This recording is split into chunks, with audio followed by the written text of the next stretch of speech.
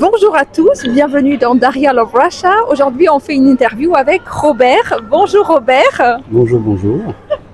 Et donc, on va parler de ton parcours pour le visa puisque tu es installé à Moscou. C'est bien ça? Oui, je suis arrivé, il y a 2 ans, j'ai arrêté mon travail en Belgique et puis je suis venu tester la Russie que j'avais déjà visité auparavant. Et donc, ça fait 2 ans que je suis là, environ. C'est très bien. Et justement, la différence, c'est que tu as fait, je l'ai appris un peu, un visa classique, on va dire, avec quota, un RVP classique. Donc, c'est totalement différent puisqu'il y a un test de langue, d'histoire. Et de loi. Et de loi, il me semble. Alors, est-ce que tu peux nous raconter comment ça s'est passé avec ton arrivée et ce visa? Ça s'est passé plutôt bien. Donc, j'étais en visa touristique, tout simplement. Et puis en visa étudiant, j'ai pris pendant l'été un peu de cours de russe. Et puis j'ai refait un visa touristique et j'ai commencé la procédure de RVP via le quota. Donc le quota, tu le demandes et si ça marche pas, tu le redemandes jusqu'à ce que ça marche. Moi, ça a marché du premier coup. Bon, c'est peut-être parce que je suis d'un pays, certains pays, de la Belgique. Et puis après, une fois que tu as le quota, tu te fais la demande de RVP, tu dois faire comme d'habitude un test médical et évidemment un examen de russe. Donc l'examen de russe était un peu facile, mais ça va. Mais après, il y avait un examen d'histoire, donc ça, il fallait un peu étudier des questions qui revenaient souvent, du genre c'est quoi le nom du chevalier au Moyen-Âge qui a fondé Moscou, des choses comme ça. Et un test de loi où tu as des questions du genre si tu brûles un feu rouge, est-ce que tu vas être expulsé? Est-ce que tu vas avoir une amende administrative ou est-ce que tu vas avoir une amende pénale?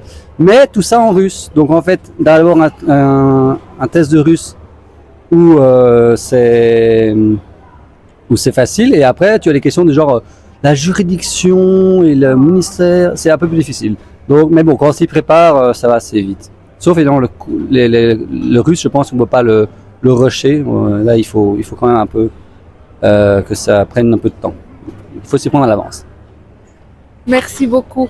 Et pour l'histoire de quota, justement, comment c'est défini? C'est un peu un tirage au sort? Comment ça marche? Oui, c'est à la discrétion on va dire du gouvernement, pour faire simple, à la discrétion des autorités.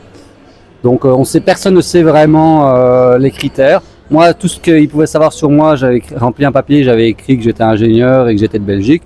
En gros, c'est ça que j'ai écrit. Donc évidemment, ingénieur, ça attire, je suppose. C'est pour ça que je l'ai écrit. Mais bon, c'est juste une feuille avec des informations très factuelles, donc on ne sait pas trop comment ils trient. Donc voilà, c'est à la discrétion des autorités. On l'a pas la première fois, on peut le redemander. Et les avocats ils me disaient que ça passait. Donc, en gros, il faut être dans le pays avec un visa tourisme ou étudiant, peu importe, et ensuite faire la demande jusqu'à que ça soit accepté. Oui, c'est une fois par mois, il y a des quotas par mois, donc il faut le demander, je sais plus trop, ça fait quand même 1 an et demi que j'ai demandé ce quota, mais je pense qu'il y a quelques jours où tu peux le faire. Je sais plus comment ça se passe. Okay. Ah non, il y a quelques jours où tu apprends. Bref, il y en a une fois par mois. D'accord. Permis de résidence temporaire, voilà, de 3 ans. Donc pour ça, oui, il faut se préparer au niveau du russe. Parce que comprendre le russe un peu comme ci, comme ça, et passer le test, c'est une étape. Oui, mais c'est pas très difficile. Hein. C'est du niveau, on va dire, passé à 1, je dirais. Et pour le VNG, donc ça c'est l'étape d'après, hein, après 3 ans. Enfin, maximum après 3 ans. Là, c'est un peu plus difficile, mais les gens m'ont dit que c'était quand même facile. Donc, est-ce que tu peux expliquer très rapidement qu'est-ce que c'est le VNG? Donc, le RVP, ça veut dire le permis de résidence temporaire. Pourquoi temporaire? Parce qu'il est pour 3 ans. Et le VNG, c'est la même chose, mais c'est sans durée limitée. Voilà, c'est le permis de résidence tout court. À vie. Et après, on peut avoir la nationalité parce que beaucoup de gens, il y a des gens qui sont. Moi, je pense que je vais rester sous VNG si j'arrive là. Mais il y a des gens qui prennent la nationalité parce ça rend leur vie plus facile.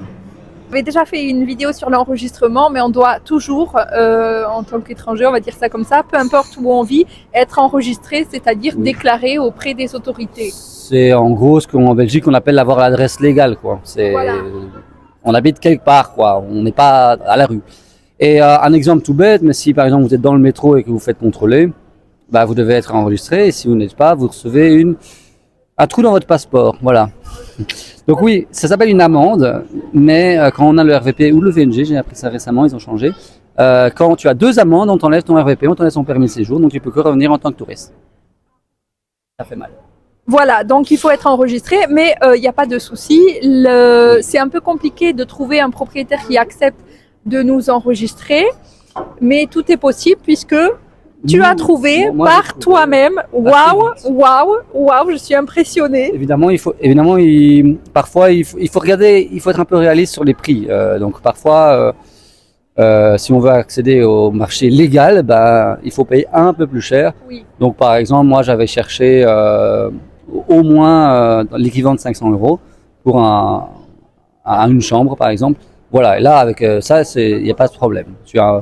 Et moi, ma proprio, elle est très, très, très sympa.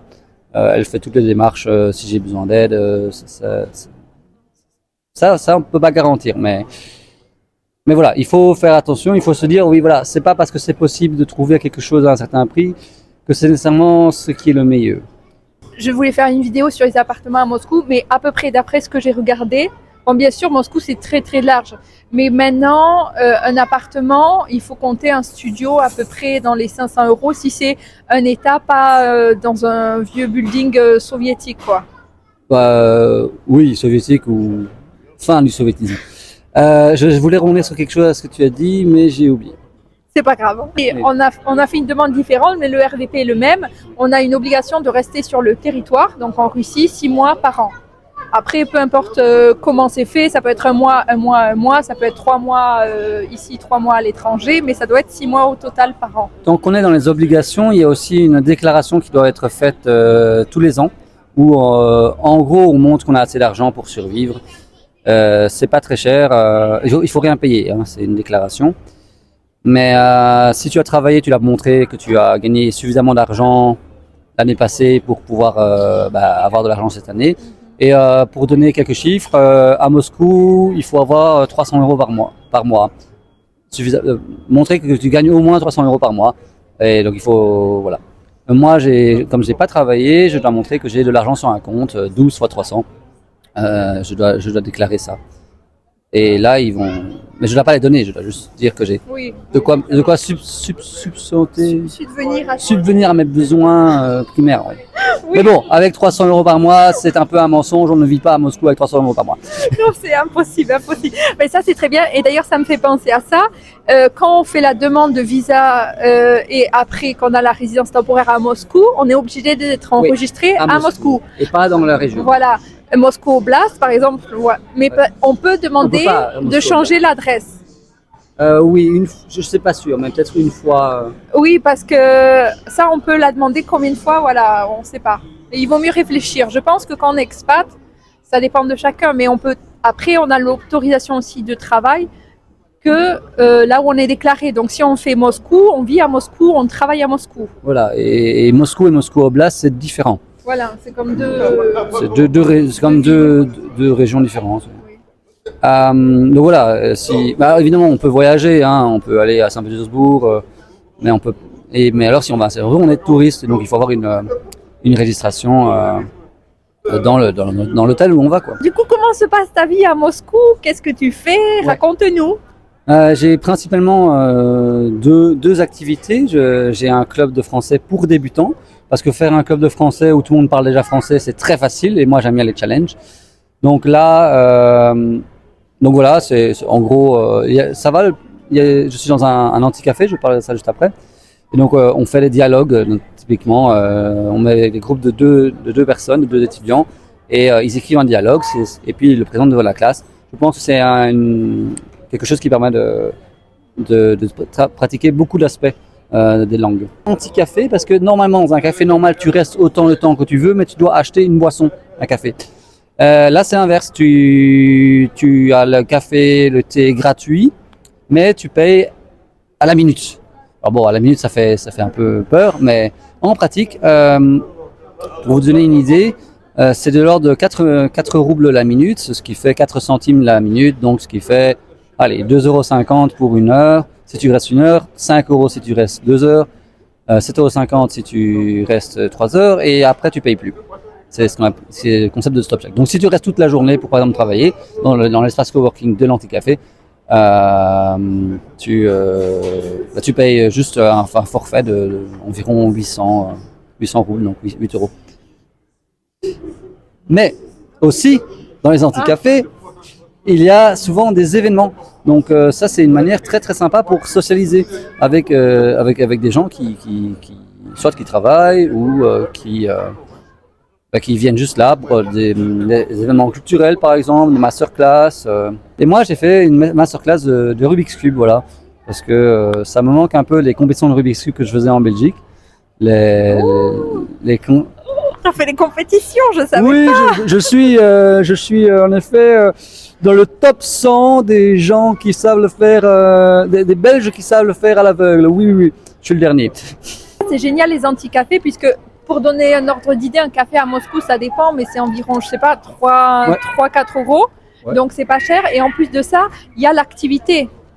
Donc voilà la sociabilisation et l'activité. Par exemple, un cours de français à Moscou, je sais pas combien ça coûte pour être honnête. 10 €, non? Ouais, 10-15 € un cours particulier. Mais, oui, cours particulier évidemment. Alors évidemment, il y a des clubs en anglais, en français, il y a des clubs qui sont payants. Hein, ça va de 4 € à 10 € pour juste une séance de 1h30, quelque chose comme ça. Moi, je trouve que par exemple, pour un cours d'anglais, moi, je vais pas payer pour un club d'anglais. Je veux dire, c'est juste, il y a rien à faire niveau organisation. C'est juste des gens qui se rencontrent et qui parlent, quoi. Moi, mon club de français, il est gratuit. J'ai pensé à peut-être passer à 3 €. Mais finalement, je l'ai pas fait parce que je me dis, si j'ai envie de gagner de l'argent, je ferai un peu d'ingénierie. Je travaillerai en tant qu'ingénieur. Voilà. D'accord. Donc, c'est pour ça que, voilà, tu as eu cette idée de créer ce cours de français, enfin ce club de français, et plus au travers du dialogue, parce que comme on disait, parfois on comprend, ça dépend des gens, hein, chacun est différent bien sûr, mais dans la langue c'est difficile de parler, et en plus de ça, on va dire qu'entre le russe et le français, il y a parfois un monde. Oui, en effet, il y a un monde, et par contre j'ai toujours été surpris depuis 2019 que je viens ici, le nombre de personnes francophones et francophiles. Voilà, ça c'est quand même quelque chose qui est resté. Il y avait même des personnes qui parlaient français et non anglais, ce qui m'a complètement étonné. Oui. Ouais. Donc voilà, niveau français, ils aiment bien. Bon, ils aiment beaucoup l'anglais aussi. Hein. Et il y a des clubs d'espagnol, des clubs d'italien, des clubs de chinois, des clubs d'arabes, des clubs de turcs. Ouais, dans ce café, il y a beaucoup de choses comme ça. Et je pense, comme on a dit, souvent ils font des longues études parce que c'est un moyen de s'en sortir dans la vie. Et je pense que peut-être il y a toujours cette envie intérieure, ou plutôt ce besoin, on va dire, de s'en sortir et donc d'apprendre, de s'instruire. Et c'est pour ça qu'ils apprennent de plus en plus de langues. Alors moi aussi j'ai été surprise, des fois on me parle en français comme ça m'a presque choquée. Quand on me dit « Oh, tu viens d'où ?» et d'un coup ils se mettent à me parler français. Je pense qu'ils ont plus cet amour du français que de l'anglais. Ça, je sais pas. C'est pas la même chose, je crois. Mais il y a clairement un amour du français. Oui. Ouais. Ah, on a des spectateurs derrière. Spectateurs. Alors, et donc ton club, tu le fais dans un anti-café. On mettra le lien en bio. Oui. Dans Moscou, c'est ça? Dans Moscou, oui, on mettra le lien en bio. On est sur Instagram là. Sur YouTube. On mettra en description, c'est ça? Non, parce qu'on peut pas mettre les liens sur une. Enfin, voilà. On peut l'afficher là. Hein? Oh, oui, mais c'est un bon lien, c'est mieux. Un bon lien. Un bon lien, on peut cliquer dessus. Oui, c'est plus rapide pour les gens. C'est mieux. C'est plus professionnel. Oui, on est professionnel. Et donc, ton café, c'est une fois par semaine? Oui, je fais ça une fois par semaine. Et donc, j'allais en parler. J'ai aussi un autre club qui est un club de jeux de société. Parce que j'aime beaucoup les jeux de société. Donc, c'est très drôle parce que ici en Russie, quand on va dans un magasin de jeux de société, on voit quasi les mêmes jeux qu'en Belgique, en Europe. Encore aujourd'hui. Et c'est dingue parce que tu te dis, ouais, bah, en fait, on joue tous au même jeu, quoi. Donc, par exemple, récemment, j'ai joué à Wingspan, j'ai joué à Porto Rico. Non, ça c'est parce que je l'avais amené. Mais en magasin, Wingspan, Everdell, il y aurait moyen de jouer avec des Russes sans problème parce qu'ils connaissent les règles, on connaît les règles et hop, on joue. Donc, c'est pour ça que moi, j'ai fait mon club, maintenant, je l'appelle la ludothèque polyglotte. Voilà. Ça, c'est super. Ben, je ne savais pas du tout pour les jeux, tu m'apprends ça. Pas... Mais et comment t'es venue l'idée? Parce que tu t'es dit, j'adore les jeux. Et donc, tu as découvert les anti-cafés un peu par hasard. Comment ça s'est passé? Alors, en fait, en 2019, je suis venu, vraiment la première. Je suis venu. L'épisode 0, c'est 2017, et l'épisode 1, c'est 2019. Ah, 2019. C'était il y a 3 ans, c'est ça?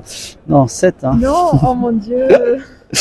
Et donc, en gros, j'étais sur Couchsurfing et j'avais écrit que j'allais venir à Moscou et à ma grande surprise, j'ai eu 3-4 personnes qui m'ont simplement contacté. Et j'ai pu, donc le premier voyage, je suis arrivé, j'avais déjà des gens, déjà des choses à faire, et voilà. Et donc il y a une de ces personnes qui m'a montré un anti-café, et j'ai fait, mais c'est incroyable. Et puis j'ai simplement tapé sur le Google Maps local, Yandex Maps, j'ai tapé anti-café et j'en ai trouvé toute la liste des anti-cafés de Moscou. J'en ai testé plusieurs. Et donc moi j'ai retenu un qui avait plusieurs antennes et des clubs de langue, et un qui a des jeux. Il y a beaucoup de jeux.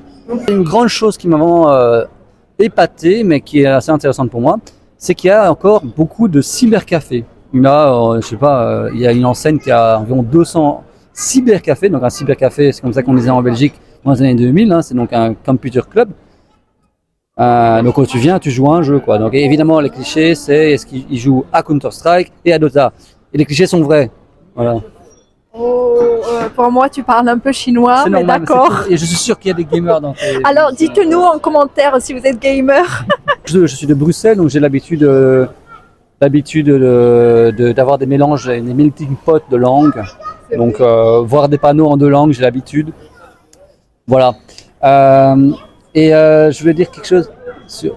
Oui, donc, je voulais dire quelque chose sur les cybercafés. Oui, donc moi, par exemple, je joue avec mes amis en Europe à Age of Empires ou à Starcraft ou à Minecraft.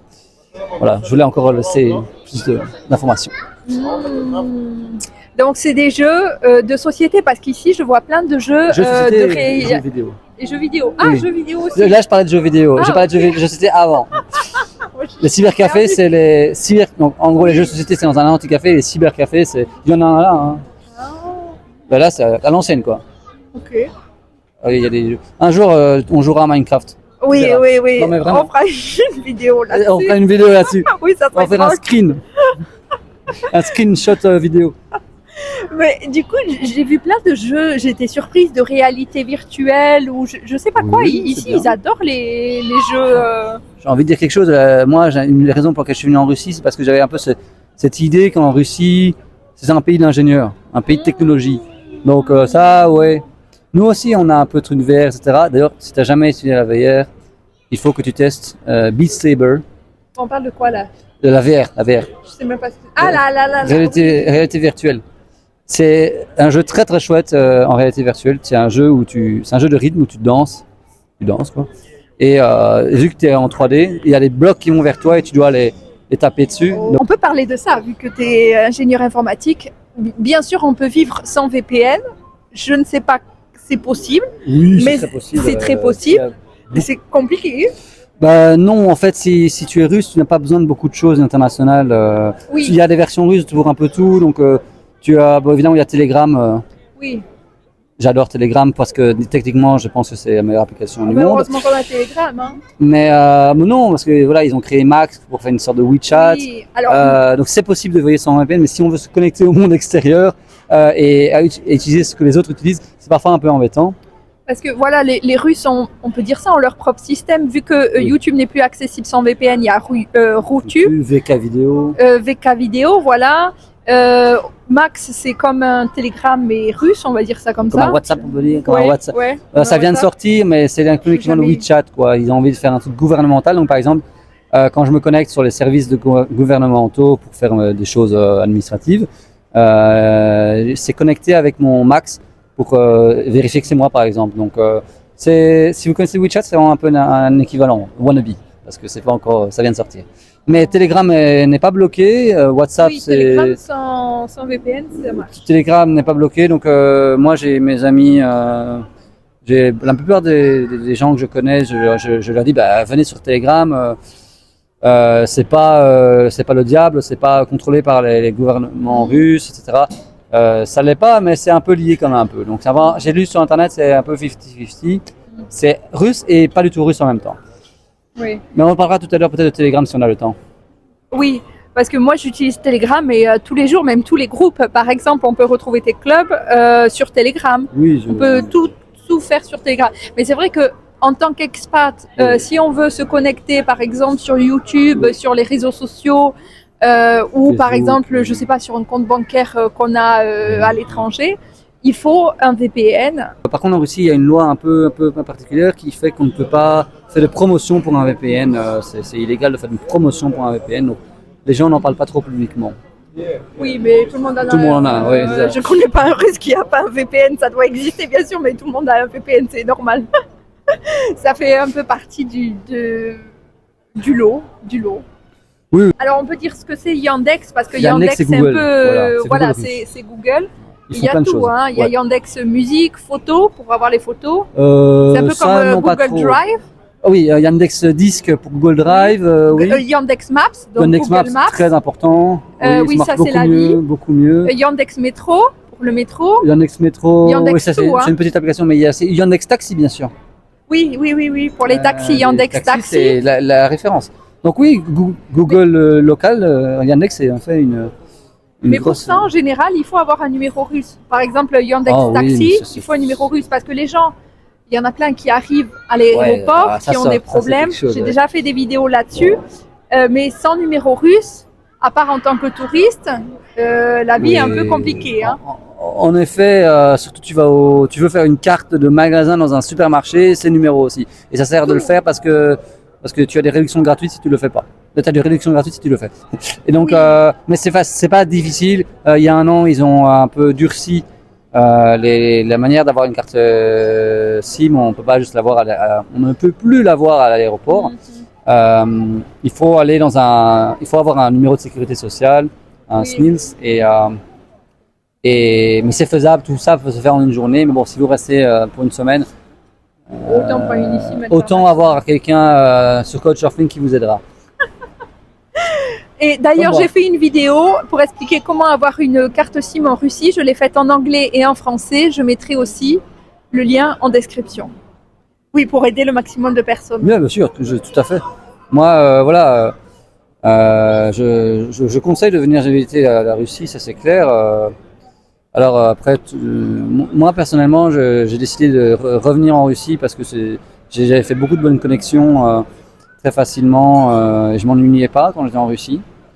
Et puis après 2 ans, après le début du conflit en Ukraine, je me suis dit, il n'y a rien qui change, donc je vais juste faire ce que j'ai envie et je vais pas être influencé par des puissances mondiales. Très bien. Voilà. Et toi qui as le recul du coup depuis 2017, c'est ça? Ouais.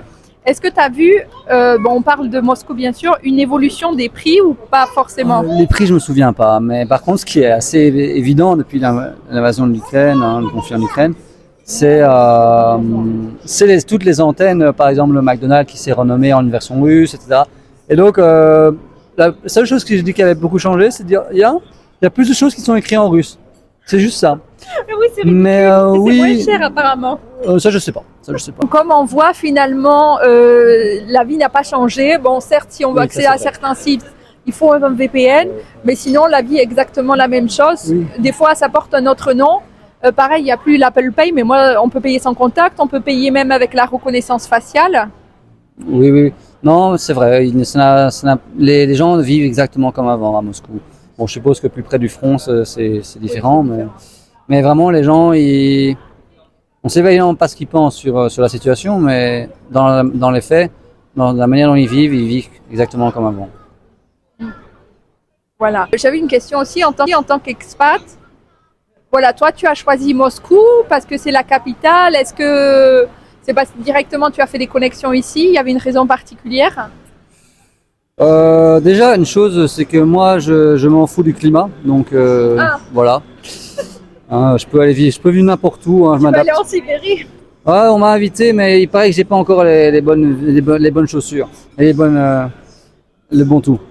Mais moi, à Moscou, oui, c'est une grande ville. Moi, je viens de Bruxelles, qui est un million d'habitants, et donc ici, c'est beaucoup plus. Et ça, j'aime bien. J'aime vraiment bien parce que je me dis que tout est possible. En fait, il y a suffisamment de gens pour faire de tout. Et j'adore le métro ici. Il est extrêmement efficace. Donc ça, c'est un truc dont on voulait parler.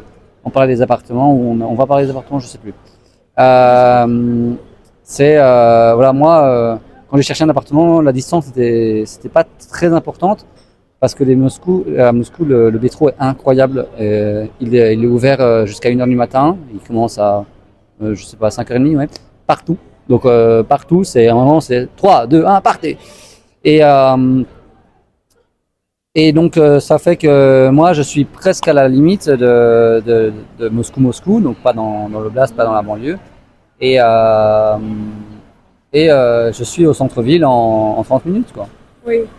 C'est vrai que c'est super bien desservi, il y a les bus, etc. Moi aussi, je voulais absolument être au moins un arrêt d'une station de métro. Mais c'est faisable. Parce que le métro, c'est le top. Après, bon, les bus, c'est toujours une aventure pour nous. Bon, en tout cas, bus, vive le métro. Mais en Belgique, il y a je savais pas, il y a le métro, oui. À Bruxelles, il y a le métro, oui. Il y a le métro, il est de taille modeste.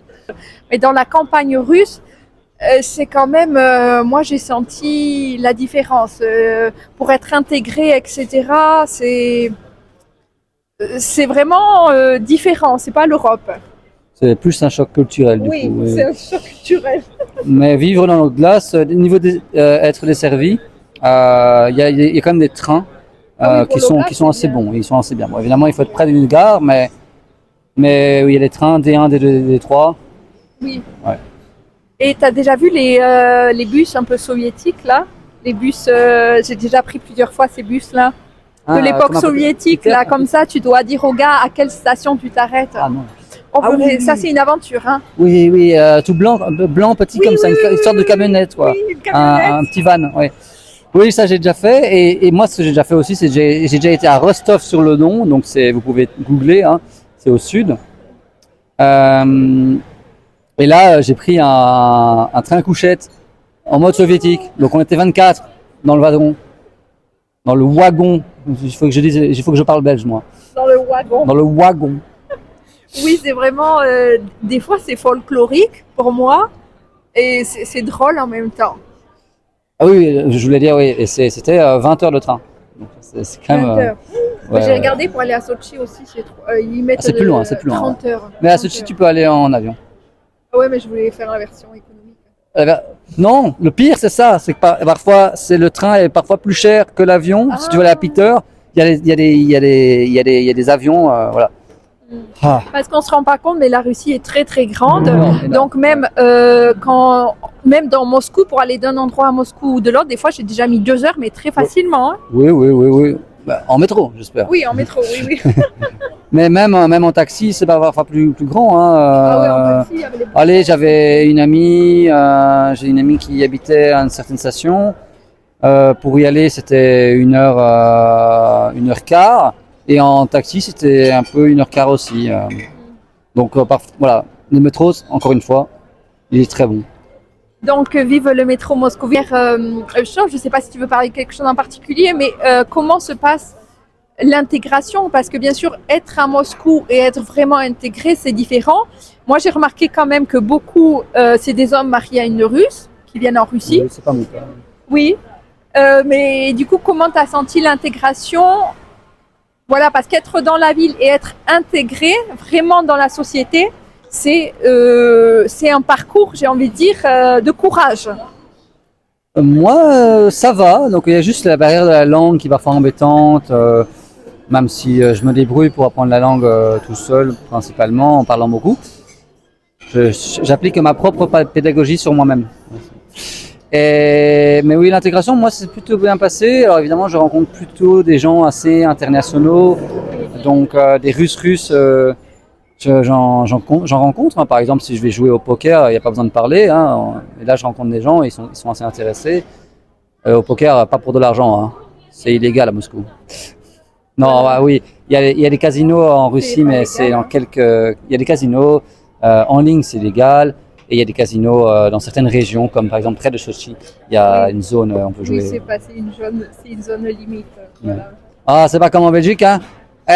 Ou en France? C'est vrai, parce que, bon, on ne parlera pas de ces sujets de casino, on ne fait pas la promotion des casinos, je sais pas, on ne fait pas la promotion des casinos, on dit juste un fait qu'il y en a dans une certaine région de Moscou. Alors, l'intégration.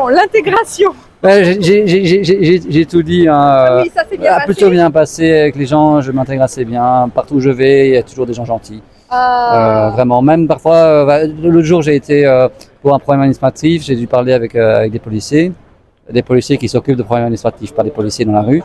Et bon, j'ai eu de tous les gens, hein, mais ça m'arrive de parler avec des agents de sécurité ou des policiers. Et il était très gentil, il voulait beaucoup m'aider. Il était assez patient. Donc voilà, même des rôles qu'on pourrait croire un peu plus sérieux. Parfois on a des bonnes surprises. Mais sinon, moi, en général, je suis bien intégré. Ouais. C'est juste trouver un travail. J'aimerais trouver un travail en russe. Ça, je me dis que ça va être difficile de trouver quelqu'un qui veut bien me faire travailler avec mon niveau de russe, de langue russe. Après, tout est possible, bien sûr, mais c'est vrai qu'il y a une spécificité particulière où après, je pense qu'à force de motivation, de montrer qu'on veut, c'est possible. Après, il y a la question aussi des salaires. Ouais, bon, les salaires. Donc déjà, le coût de la vie ici, en gros, c'est 2 fois moins cher qu'à Bruxelles, je dirais. Et les salaires sont environ 2 fois moins chers aussi, voire parfois plus. Oui. Parce que pour donner un ordre d'idée, la Belgique, c'est le même prix que la France, je sais pas. C'est combien le salaire en Belgique? Alors le salaire minimum, hein, du SMIC, je pense qu'on est à 1500, 1600 euros. Je sais plus en France. Moi non plus. Je pense qu'en France, je sais pas, c'est un peu moins. Mais en tout cas, bon, voilà, on fait une comparaison générale. Hein. Oui, c'est bien sûr, on fait simplification. Mais bon, voilà, je connais beaucoup de gens qui ont des salaires moins de 1000 euros. Et avec moins de 1000 euros, on paye son loyer et on achète à manger. Hein. Voilà. Et si on a un bon diplôme, on peut aller à partir de 1500, c'est considéré comme bien, et à 2000, c'est considéré comme. C'est très très bien. Comme très très bien. Donc beaucoup de gens expatriés travaillent pour l'étranger via, par exemple, un statut d'indépendant. C'est comme ça. D'ailleurs, on pense à statut d'indépendant. IP. Ah, l'IP, voilà. Alors, c'est ce qu'on voulait. On voulait parler de ça. L'IP, alors c'est le statut d'auto-entrepreneur, voilà, oui, indépendant. Donc une fois que vous êtes en Russie, que vous avez obtenu votre résidence temporaire, vous pouvez demander à avoir le statut d'indépendant. Pour recevoir de l'argent. Voilà, pour recevoir de l'argent, pour faire payer vos services, etc. Donc toi, tu as une IP. Oui, j'ai une IP et j'ai commencé à peine maintenant, j'ai une IP depuis un certain temps. Et j'ai commencé à peine à en cocher parce que je comprenais pas comment tout marchait et puis j'avais pas beaucoup de clients, ou quasi pas d'ailleurs. Et donc, en gros, vous allez au centre administratif. Mes documents, voilà. Mes documents. Et je mettrai le lien. Là, ils sont très, très efficaces. Tu peux poser tu peux poser plein de questions. Ils sont vraiment là pour t'aider. Donc toi, c'est peut-être pour autre chose que tu as eu un problème.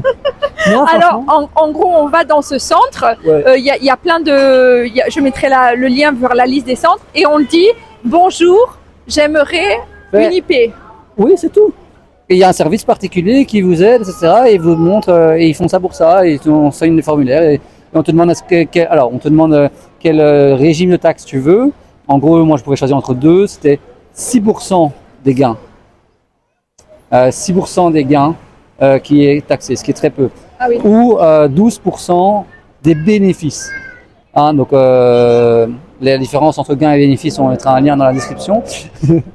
Mais voilà, moi j'ai pris 6% des gains parce que je n'ai pas beaucoup de frais de société, donc voilà. Alors, on va dans ce centre. Est-ce qu'il faut arriver avec la traduction du passeport, l'enregistrement, le passeport comme d'habitude en gros. Oui, bien sûr. Voilà, donc toujours quand vous faites une démarche, peu importe laquelle, vous prenez toujours votre enregistrement, votre passeport avec la carte de migration qui vous donne à l'aéroport quand vous arrivez, et la traduction du passeport. T'en as eu besoin, j'imagine? Oui, ça c'est vraiment quelque chose que tu gardes bien dans un beau petit folder à la russe. Voilà, Ça coûte 1000 euros, 2000 euros pour faire une traduction d'un passeport. Traduction notariée, oui, les Russes sont très forts sur l'organisation, etc. Oui, je l'avais déjà dit, c'est très important. Il faut que, de toute façon, il y a une liste de traducteurs assermentés. Il faut absolument que la traduction elle soit apostillée et tamponnée. Oui, c'est ça, ils aiment beaucoup les tampons. Moi, quand je vais chez le médecin et qu'il me fait une ordonnance, on met 4 tampons pour éviter qu'ils soient faux. Bref, c'est assez rigolo. Voilà, on adore. Donc, on y va avec ces documents. Oui, nous en Belgique, on a tout en électronique. Hein. Voilà. Oui, c'est vrai. C'est simple. C'est très étonnant parce qu'en même temps, ils sont high-tech et tout est relié. Nous, ils ont toutes nos infos. On a fait 10 fois nos empreintes et à chaque fois, ils nous redemandent les mêmes choses. Bon, alors on va avec ces documents donc dans l'office et on dit j'aimerais ouvrir un compte. Il te propose les deux options, tu choisis. Et après, est-ce que tu dois te rendre à la banque? Qu'est-ce que tu fais? En combien de temps c'est ouvert? Combien ça coûte? Alors, combien ça coûte? Je suis pas super sûr. Alors, une chose est sûre, c'est que l'IP, ça coûte 500 euros par an de frais d'assurance sociale, en fait, hein, parce que voilà, parce qu'ici, si vous êtes, pour être assuré, par exemple la sécurité sociale, hein, les médecins, etc. Ici, c'est gratuit pour les soins de base. Vraiment gratuit, zéro. Et donc, c'est la manière de payer pour ça, quoi. J'ai oublié comment on dit, charge sociale, voilà. D'habitude, alors si vous n'êtes pas auto-entrepreneur et vous êtes un employeur, c'est votre employeur qui paye ça pour vous. Alors, donc ça c'est les frais de l'IP en tant que tel, c'est 500 par an, ou 550, quelque chose comme ça. Et vous devez ouvrir un compte et on m'a recommandé quelques banques qui étaient bien pour les IP, mais n'importe quelle banque peut faire un compte pro. Et là, moi, je pense qu'il y a des gens qui ont réussi à être vraiment sans frais, mais je sais pas comment ils ont fait. Moi, j'ai payé un petit peu pour le frais de banque de l'ordre de 10 euros et par mois.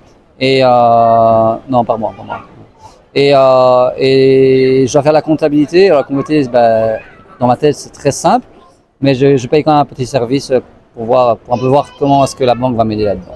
Mais j'ai eu des gens, apparemment, j'ai eu beaucoup de gens qui me disaient qu'il y avait moyen de l'avoir gratuit, quoi, le compte, très peu cher.